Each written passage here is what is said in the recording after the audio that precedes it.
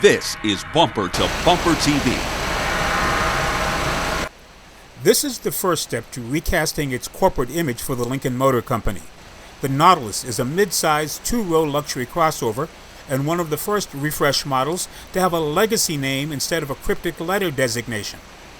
For the brand, this is important since global competitors have been dominant in the segment for several years, with easy-to-remember names for their vehicles.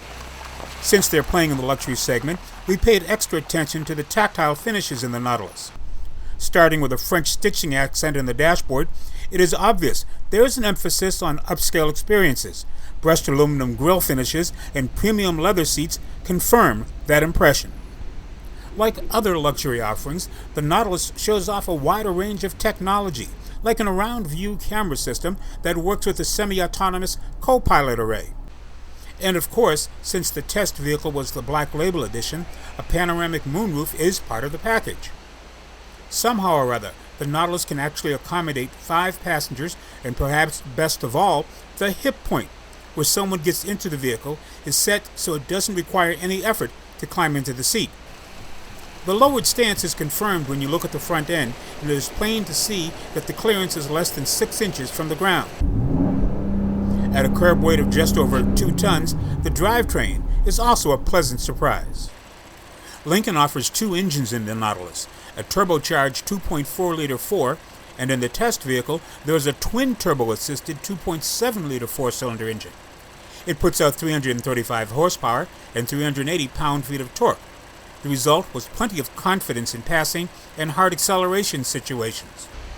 We were driving an all-wheel drive setup and found the 8-speed automatic gearbox shifts seamlessly. Our combined fuel economy was better than advertised under a variety of conditions.